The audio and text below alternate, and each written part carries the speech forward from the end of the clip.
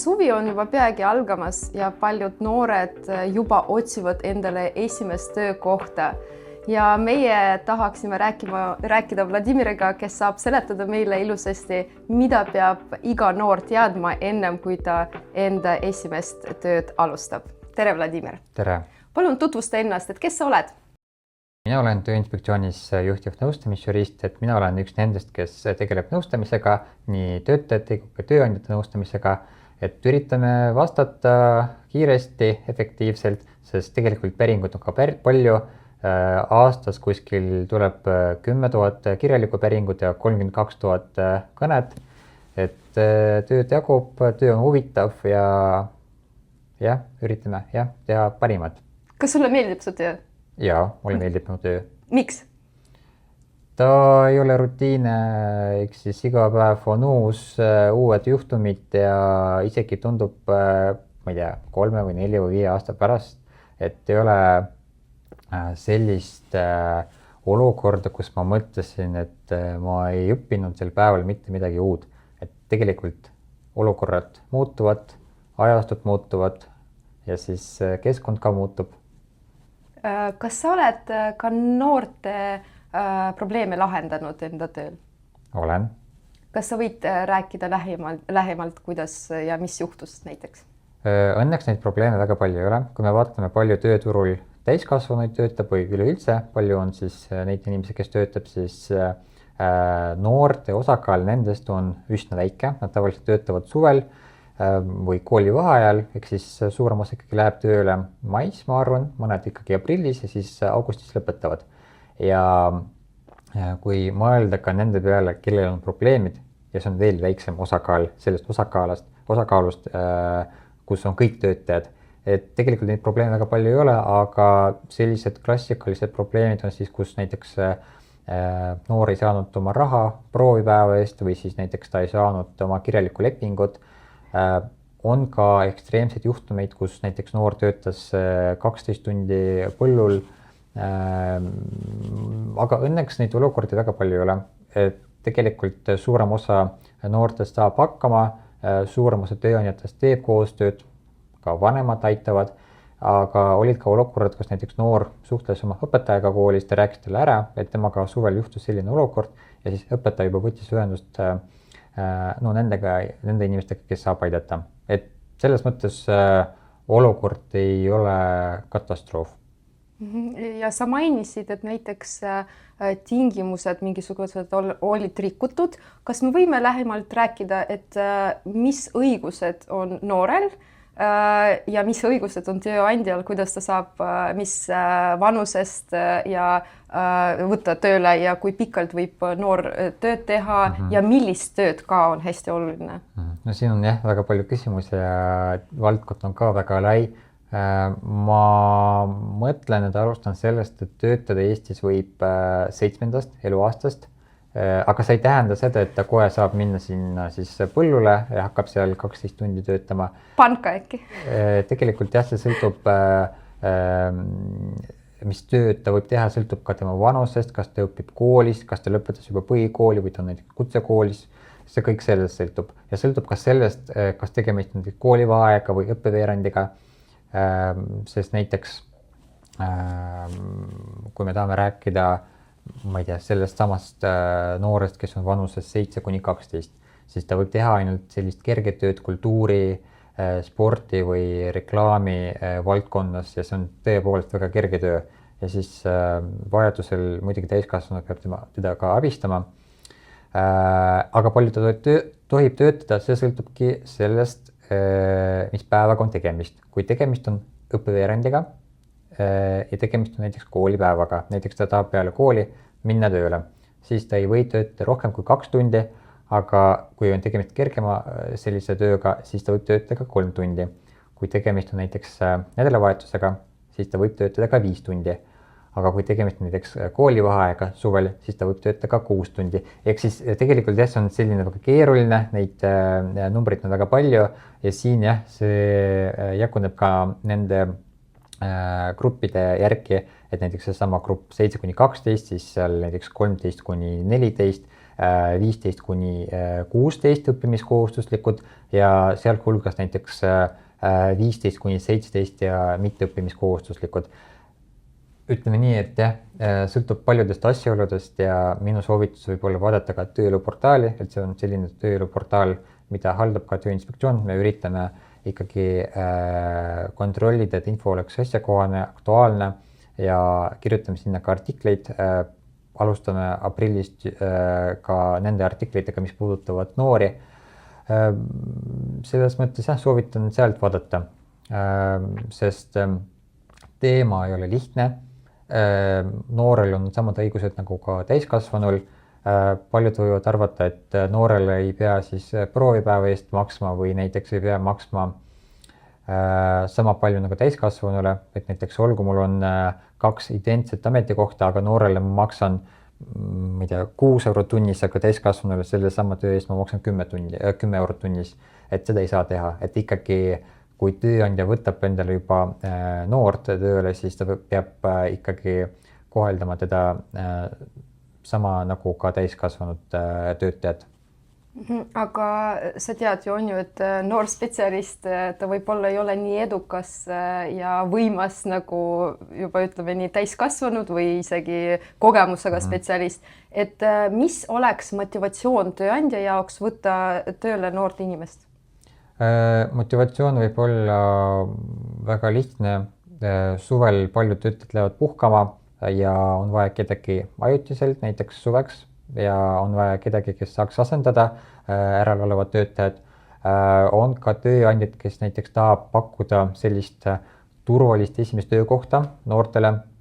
Nad teavad, et neil on turvaline, neil on võib-olla ka põnev noorele, siis nad kutsuvad, sest mina olen ka kuulnud ühelt tööandjalt paar nädalat tagasi sellest, et nemad võtavad tööle suveks ajaks, ma ei mäleta palju, aga näiteks 10 inimest, 10 noort.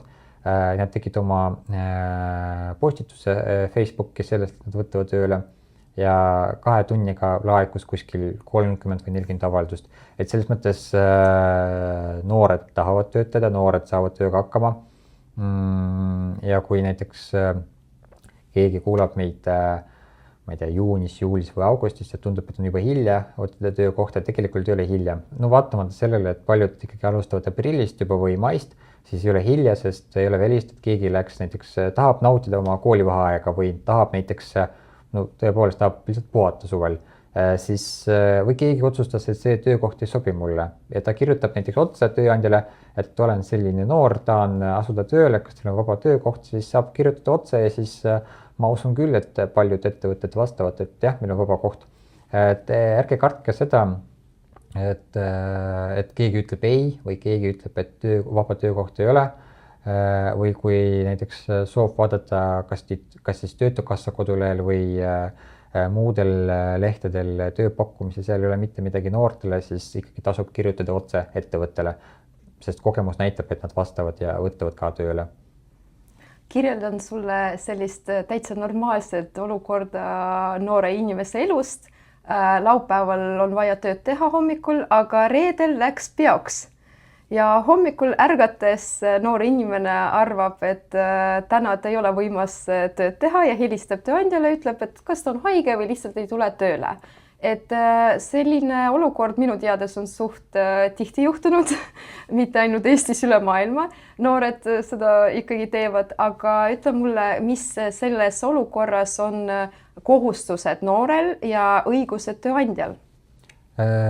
Kui leping on sõlmitud, siis tähendab, et mõlemad pooled peavad seda täitma, et kui see noor võttis endale kohustus, et ta ikkagi käib tööle ja teeb neid ülesandeid, siis ta peab tulema.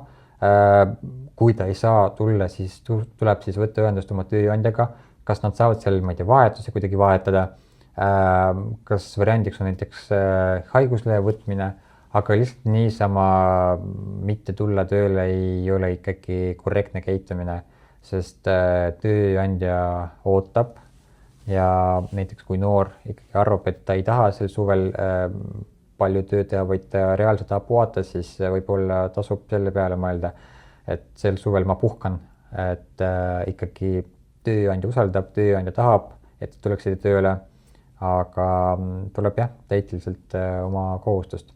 aga kas sellises olukorras saab tööandja määrata trahvi näiteks noorele? Ütleme nii, trahvidega on, see ei ole keeruline, aga trahvidega on see, et tööandja saab leppida kokku trahvis ainult teatud olukordades. Niisama trahvida ta ei saa. Näiteks saab leppida kokku leppetrahvis siis, kui on näiteks konkurentsipiirangu rikkumine või saladuse hoidmise kohustuse rikkumine või näiteks kui töötaja oletame rikub tööohutuse nõudeid töökohal, aga selle eest, trahvides selle eest, et noor lihtsalt näiteks, ma ei tea, magas sisse ja ei tulnud tööle, selle eest trahvida ei saa. Et ta tööandja tõepoolest ei pea maksma selle tööpäeva eest, aga trahvida lisaks ta ei saa. Ja mida ta peab siis tegema, et äkki mingid soovitused? Tööandja. Yeah. Tööandjale on selline soovitus, et kirjutada sellele noorele. See on soovitus nii tööandjale kui ka noorele. Kõik, mida võimalik, tuleb fikseerida kirjalikult. Isegi kui näiteks, ma ei tea, seesama noor helistas ja ütles, et täna ma ei tule tööle, siis tasub näiteks kohe ka kirjutada sellele noorele, et vastavalt meie telefonivestlusele leppisime kokku, et näiteks sel päeval, ma ei tea, sa ei tule tööle ja su järgmine tööpäev on seal X kuupäeval, mis on selline kirjavahetus ja ka tõend igaks juhuks nii sellele noorele kui ka tööandjale, kui järsku tuleb mingi konflikt või näiteks mingi tüli. Et jah, kõike tuleb fikseerida kirjalikult, lepingud ka tuleb sõlmida kirjalikult. Kui leping lõpetatakse ka kirjalikult, et jah, kõike, mida võimalik, tuleb teha kirjalikus vormis. Ja nüüd sa rääkisid, mainisid juba seda, et vahest noored isegi ei anna teada vanematele, kui midagi halba juhtus. Et kahjuks usaldus võib puududa mingil põhjusel, võib olla kas iseseisvuse pärast või uhkuse pärast, aga millised õigused on ikkagi noorel, kui juba midagi halba juhtus? Et näiteks sa mainisid, et peab olema kirjalik leping sõlmitud, aga juhtub nii, et tööandja lubab, et teeme homme ja see homme kunagi ei jõuagi meieni, et mis siis noor peaks tegema? Tegelikult kui noor, kes on vanuses 7–17, ta ikkagi peab enne tööle minekut küsima ka nõusolekut oma lapsevanemalt. Et niisama ta ei saa leppida ettevõttega kokku selles, et ta läheb tööle. Ikkagi lapsevanem peab ka seda nõusolekut andma. Aga kui juhtub nii, et näiteks lepingut ei tulnud või näiteks saamata töötasu või puhkusetasu, sellisel juhul tasub no muidugi rääkida ka oma lapsevanemaga, sest lapsevanemal on ka kohustus kaitsta oma last ja seista tema õiguste eest. Aga saab rääkida muidugi ka tööandjaga, et üritada kõiki probleeme lahendada ikkagi läbirääkimiste teel. Aga kui selgub, et tööandja ütleb, et töötaja on ise süüdi, ta ei maksa talle palka välja, siis sellisel juhul ei jää midagi üle, kui pöörduda töövaidluskomisjoni või kohtusse. Ja siin jah, lapsevanemal on ka aktiivne roll ikkagi kaitsta oma last. No jah, ma möönen, et võivad ka olla sellised keerulised suhted noore ja vanema vahel.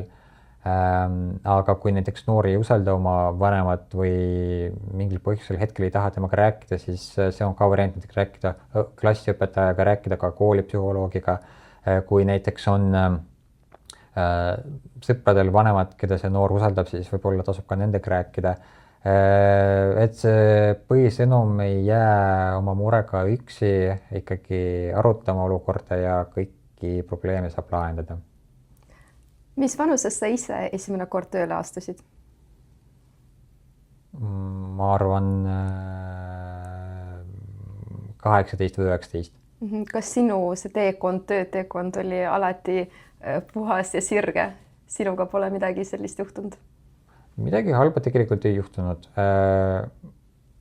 Mul oli nii, et minu teekonnal olid väga head inimesed, isegi see töökoht, kus ma töötasin esimest korda, siis seal olid väga head sõbralikud inimesed, Nad üritasid mind aidata, nad soovitasid, mida ma pean seal elus tegema, mida tuleb õppida näiteks või millele tuleb pöörata ka tähelepanu või näiteks ka teises töökohas oli ka selline personalispetsialist, ma töötasin seal 3 suve järjest ja siis, kui ma tulin esimest korda esimesel suvel, siis ta andis mulle lepingu ja pastaka ja siis ma kohe võtsin ja allkirjastasin, ta võttis tagasi ja siis viskas prügikasti, ütles alguses loe läbi ja siis prindis välja siis uue lepingu, no lugesin läbi, panin allkirja, siis järgmisel aastal tulen uuesti tööle, ta annab mulle lepingu, ma mäletan, et ma pean läbi lugema, siis näitan talle, et ma loen läbi, vaatamata sellele leping on sama, loen läbi, siis võtan taskust oma pastaka ja panen allkirja ja siis ta võtab mu lepingu ja viskab prügikasti, ütleb, allkirjatasid musta pastakaga, et võtta siis sinist. Ja siis 3. aastal, kui ma tulin, siis ma vaatasin kõik üle, et leping on olemas, et kas pastakas on sinine, siis alles siis panin allkirja. Et see oli väga hea kogemus. Tore õppetund ja toredad inimesed su ümber.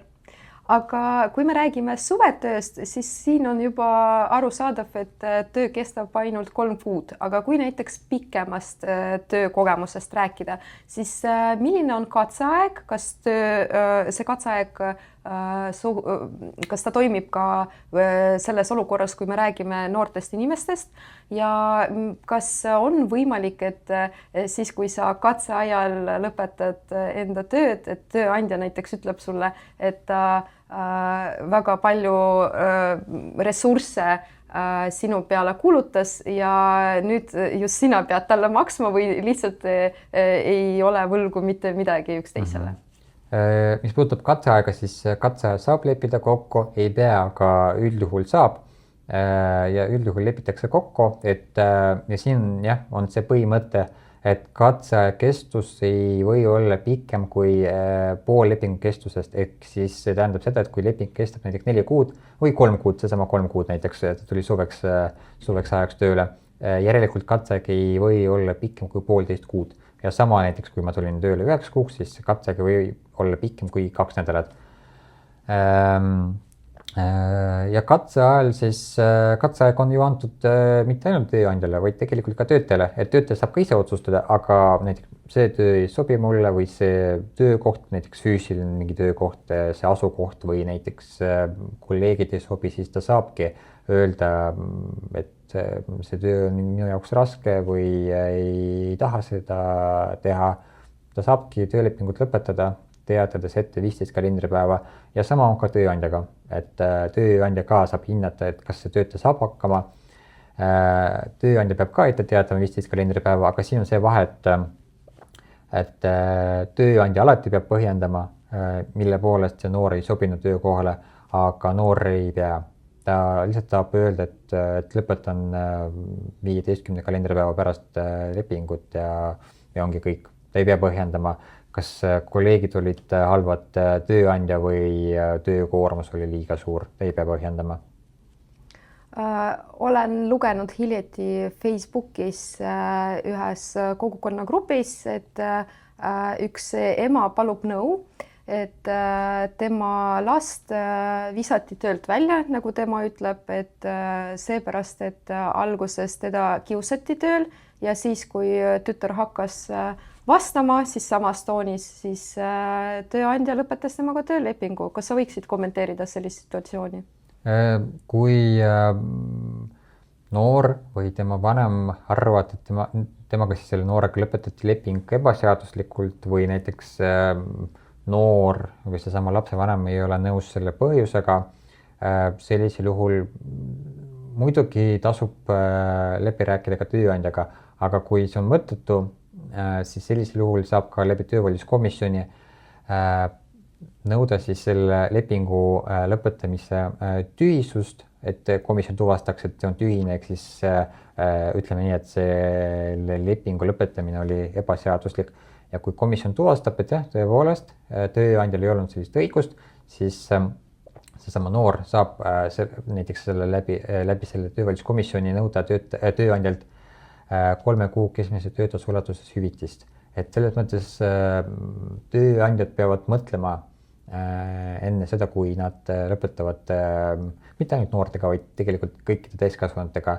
töölepinguid. Aga sama peab mõtlema ka töötaja, et kas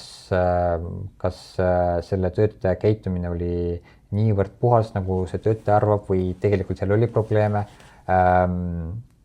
Ja tihti räägitakse muidugi ka töökiusamisest, et paljud arvavad, et kui ma ei tea, kolleeg andis mulle käsku, siis see on juba kiusamine, aga tegelikult seesama töökius on selline pikaajaline ja ühekordne konflikt ei ole töökius. Lihtsalt seal võib tekkida ka olukord, kus töötajad tõepoolest kiusatakse, siis töötaja võib ka erakorraliselt lepingut lõpetada. Lihtsalt ta ütleb, et päevapealt, et homsest päevast ma tööle ei tule ja siis tööandja peab ka seda 3 kuulist hüvitist maksma.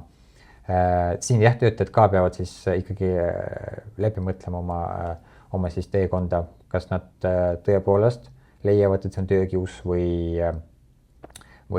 ikkagi ei olnud probleem nii hull või ühesõnaga jah, kergekäeliselt ei tohi lepinguid lõpetada, ei tohi tööandja ega töötaja. Kui rääkida juba halvast olukorrast, kas tööinspektsioonil on ka mingi nimikiri, kus on sellised halvemad tööandjad olemas? Meil sellist nimekiri ei ole. Aga kui kellelgi on huvi, siis ta saab vaadata ka meie dokumendiregistrist suurem osa töövaidluskomisjoni otsustest. Seal on ka ettevõtete nimed, aga see ei pruugi tähendada seda, et see ettevõte on halb ettevõte. Võib-olla see on hea ettevõte, aga lihtsalt ta antud olukorras käitus kuidagi mitte väga korrektselt, et see ei ole välistatud. Aga soovitus võib olla guugeldada, sest nende ettevõtete kohta, kellega on väga palju probleeme, nende kohta käivad ka seal nii sõnumid kui ka postitused sellest, et töökoht ei ole usaldusväärne. Guugeldage, vaadake sotsiaalmeedias. Ma tean, et sotsiaalmeedias on ka grupid näiteks, kus postitakse, et näiteks see ettevõte ei maksa palka või ma ei tea, seal töötajate peale karjutakse. Et võib-olla saab ka sealt vaadata. Ja kui jõuab juba situatsioonini, kui noor või tema lapsevanem peab pöörduma tööinspektsiooni, et millised sammud nad peavad läbi käima? Kõik sõltub sellest, mis on probleem. Kui probleem seisneb näiteks tööpuhkaja rikkumises, ehk siis näiteks see noor töötas seal, ma ei tea, 15 tundi järjest, mis on ilmselgelt rikkumine, siis sellisel juhul ta saabki meile kirjutada, et ma ei tea, olin sellises vanuses, töötasin seal X ametikohas või ettevõttes ja siis olukord või olukorra kirjeldused olid siis järgmised ja saata siis meile, siis kuna tööpuhkeaeg on meie järelevalve pädevuses, siis me saame ka tulla kontrolliga või siis saame ka suhelda selle ettevõttega. Aga kui tegemist on sellise probleemiga, kus näiteks saamata töötasu, puhkusetasu või mind vallandati ebaseaduslikult, siis see on juba läbi töövaidluskomisjoni, ehk siis selleks töötaja peab esitama ka avalduse töövaidluskomisjoni. Ja siis komisjon selline, ta on sarnane kohtuga, aga töövaidluskomisjonis ei ole riigilõivuda, seal ei ole ka või ei ole selliseid tähtaegu nagu kohtus, et seal on protsess palju kiirem töövaidluskomisjonis ja see on selline formaat, kus kohale tuleb tööandja, kui ta tuleb, ta ei pea tulema, kui töötaja on see avaldaja, tuleb seesama noor, kui ta on alaealine, siis ta peab tulema ka oma täiskasvanuga, oma siis vanemaga ja siis arutatakse seal istungi ajal, et mis nõuded on töötajal, kuidas siis tööandja saab ennast kaitsta. Kui seal häid argumente ei ole, siis tehakse ka otsus, mis on kohustuslik täitmiseks nii töötajale kui ka tööandjale ja olukord on siis lahendatud. Aga ma soovitan võib-olla ka helistada, kirjutada meile, saab ka anonüümselt. Ei pea kõiki detaile kohe seal ette panema. Kui lihtsalt tundub, et olukord on kahtlane, saab kirjutada ja siis me saame ka selgitada. Näiteks ma kirjutab noor, et mulle pakuti tööleping ja siis öeldakse, et ma pean töötama 10 tundi või näiteks 8 tundi. Ja tundub, et 8 tundi vist ei ole palju, aga samas see sõltub vanusest, võib-olla teatud vanuses on keelatud. Et me saame öelda, et jah, teate sellises vanuses töötamine 8 tundi on keelatud. Kirjutage, helistage. Ma tean, et noored helistavad ikkagi kirjutamist. Jah, saab kirjutada lühidalt, ei pea pikka romaani kirjutama. Saab lühidalt kirjutada, olen selline, küsimus on selline ja ongi kõik. Ma tean, et Tööinspektsiooni lehel on isegi olemas eraldi koht, kus sa saad vihjetada. Et kas sa võiksid rääkida, kas te ikkagi kontrollite üle, mis sinna tuleb ja hakkate menetlema või? Absoluutselt.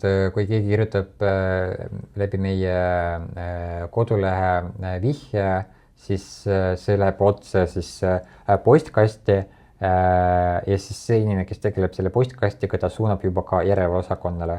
Et selles mõttes jah, kõik, mis tuleb nii läbi kodulehe kui ka otse postkasti, see läheb otse inimestele, kes saab otsustada, kas see läheb menetlusse või ei lähe. On ka olukordi, kus näiteks, kus me ei saa lihtsalt sekkuda, näiteks kas ei ole piisavalt palju andmeid või näiteks see ei ole meie pädevuses, ehk siis seadus ei luba sekkuda. No näiteks see saamata jäänud töötasu. Et kui saamata jäänud töötasu, siis meie järelevalvega sekkuda ei saa, ehk siis seda saab välja nõuda tööandjalt läbi töövaidluskomisjoni või läbi kohtu. Et me saame ka selgitada, et teie olukorras näiteks meil pädevust kontrollida seda ettevõtet ei ole, aga kui teil on saamata jäänud töötasu, siis saate läbi töövaidluskomisjoni või läbi kohtu seda ära teha. Aga tahtsin veel siin küsida, et kas praegu suvel paljud noored tahavad ka praktikat, näiteks kas õpivad kuskil, kas juba kõrgkoolis, äkki sa võiksid seletada, mis vahe on praktika ja töö vahel?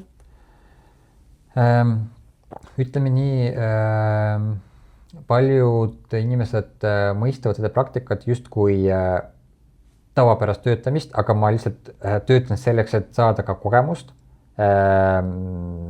Tegelikult see ei ole, ütleme nii, see ei ole praktika seaduse mõistes, sest seadus ütleb, et praktikaga on tegemist siis, kui on olemas kolmepoolne kokkulepe, see on kutsekool või ülikool, siis tööandja ja töötaja, ehk siis kutsekool lepib kokku tööandjaga, et see noor läheb sinna tööle ja siis see läheb ka arvestusse. Aga kui mina näiteks õpin selles samas kutsekoolis või ülikoolis, näiteks ma õpin keevitajaks ja ma tahan saada ka kogemust suvel, et lähen töötama, noolgu alaealine ja keevitamine on selline, ei ole hea näide, aga oletame, et on juba täiskasvanud 18-aastane, siis sellisel juhul sõlmitakse tavaline tööleping, ta saab töötasu oma töö eest ja lihtsalt ta pärast koolile näitab võib-olla sellise tõendi või lepingu, et ma näitan, et ma töötasin seal suvel keevitajana, ma ei tea, 2 kuud ja võib-olla sellega kool ka arvestab ja see läheb ka kirja. Aga kas on tööandjal kohustus tasuda praktikat või ikkagi see võib olla tasuta ka? Kui tegemist on selle teise näitega, kus näiteks ma ise otsustan minna suvel tööle, siis jah, muidugi see peab olema tasustatud. Kui tegemist on sellise kolmepoolse kokkuleppega, siis seal ikkagi juhendatakse töötajat, talle näidatakse, seal ei pruugi see olla tasustatud, aga seal see ikkagi eeldab sellist kolmepoolset kokkulepet. Ikkagi eesmärk mitte saada töötasu, vaid ikkagi saada seda kogemust. Et näiteks on kohustuslik seal, ma ei tea, õppeprotsessi raames ja seal see juhendaja ikkagi kontrollib ja aitab. Aga leping peab olema sõlmitud igal juhul? Absoluutselt. Vahet ei ole, mis olukorraga on tegemist, alati tasub sõlmida erinevaid lepinguid igaks juhuks. Tahaks usaldada tööandjat ja vastupidi, tööandja võib usaldada ka noort, aga kunagi ei tea, äkki tuleb ka mingi konflikt ja siis tüli ja siis kõik läheb töövaidluskomisjoni või kohtusse, aga keegi seda ei vaja ja keegi ei taha sellega tegeleda. Ma mõtlen, noor ei taha, tööandja ei taha, et ikkagi, et ennetada neid probleeme, tuleb ikkagi kõike kirjalikult fikseerida. Enda kaitsmine. Absoluutselt. Et lõpetuseks, äkki sa saad mingid viimased soovitused ja sõnad öelda selleks, et noorel oleks toredam alustada enda töökonda? Leping peab olema kirjalikus vormis, loe leping läbi enne allkirjastamist, kui midagi ei sobi või on ka küsimusi, siis küsi, aruta tööandjaga, aruta oma vanemaga, tasuta proovipäevi ei ole. Kui noor võttis endale sellise kohustuse, et ta peab tööle käima, siis ikkagi seda tuleb teha. Tuleb teha koostööd tööandjaga. Kui on küsimusi, siis tuleb küsida, sest võib tekkida ka selline olukord, et ma ei küsi ja siis tekib ka mingi õnnetus, et keegi seda ei taha, et kõik me tahame ikkagi, nii meie kui ka meie lapsed ikkagi tuleksid koju tervena, et siin ma panen ikkagi südamesse kõigile, et tehke koostööd ja olgem normaalsed. Suur tänu, Vladimir. Aitäh. Et ma väga loodan, et siit tuli hästi palju infot, mis on kasulik mitte ainult noortele, vaid ka lastevanematele ja isegi tööandjatele. Et suur tänu kuulamast ja minu nimi on Anastasia Merimaa, Harju Elu ja Täega!